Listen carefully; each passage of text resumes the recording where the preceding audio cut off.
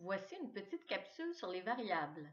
Nous allons d'abord définir ce qu'est une relation et ensuite nous verrons comment différencier une variable dépendante d'une variable indépendante.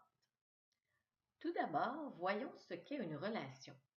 On dit qu'il y a une relation entre deux quantités lorsqu'un changement de l'une entraîne un changement prévisible de l'autre quantité. Prenons un exemple.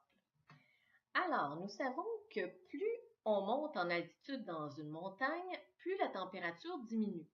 Ainsi, au bas de la montagne, on va retrouver des plantes, de la végétation, et plus on va monter en altitude, plus la végétation va se faire rare, et on peut même trouver des neiges éternelles au haut de la montagne. On peut donc dire qu'il y a une relation entre l'altitude et la température, puisque la température dépend de l'altitude à laquelle on se trouve. Voyons maintenant comment différencier une variable dépendante d'une variable indépendante. Qu'est-ce qu'une variable dépendante? Sa variation est causée par la variation de la variable indépendante. Par exemple, dans l'exemple précédent, c'était la température qui variait en fonction de l'altitude. Donc, on va noter la température, la variable Y, la variable dépendante. La variable indépendante, elle ne dépend pas du sujet observé et sa variation influence la valeur d'une autre variable. Dans l'exemple précédent, plus on montait en altitude, plus la température variait. Donc, on la note X et dans l'exemple précédent, la variable indépendante était l'altitude. Alors, un petit truc pour essayer de les différencier, on peut utiliser la formulation « telle chose dépend de telle chose ».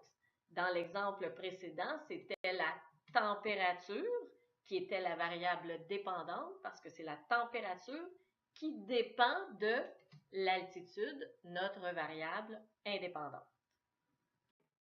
Regardons deux petits exemples. La masse d'une dinde surgelée et son prix. Pour déterminer la variable dépendante et la variable indépendante, on doit se demander est-ce que c'est la masse de la dinde qui dépend du prix ou le prix qui dépend de la masse de la dinde? Évidemment, c'est le prix d'une dinde surgelée qui dépend de sa masse. Donc, la variable dépendante, c'est la première qu'on retrouve ici, c'est le prix. Le prix dépend de quoi? De la masse. Prenons maintenant un autre exemple. L'aire totale des murs et du plafond d'une pièce et le temps pour peindre cette pièce. Encore une fois, est-ce que c'est le temps pour peindre qui dépend de l'aire totale à peindre ou c'est l'aire totale à peindre qui dépend du temps pour le peindre? Évidemment, c'est le temps pour peindre une pièce qui dépend de l'aire totale des murs et du plafond. Donc, la variable dépendante, c'est celle qu'on retrouve avant le verbe dépend. Donc, c'est le temps pour peindre une pièce qui va être notre variable dépendante. Et la variable indépendante sera l'aire totale. Regardons maintenant un dernier exemple. René enseigne le ski. Son tarif est de 20 $ la leçon. D'une semaine à l'autre, ses revenus varient selon le nombre de leçons qu'il offre. Alors, si on regarde bien la dernière phrase, ses revenus varient selon le nombre de leçons qu'il offre. On voit bien qu'il existe une relation entre les revenus de René et le nombre de leçons.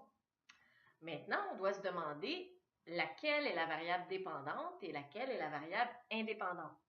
Alors, laquelle entraîne une variation de l'autre, donc dépend d'une autre. Ici, on dit que c'est les revenus qui varient selon le nombre de leçons. Donc, c'est les revenus qui dépendent du nombre de leçons. Donc, la variable dépendante sera les revenus de René. Et la variable indépendante sera le nombre de leçons. C'est à ton tour maintenant de t'exercer. Bon travail!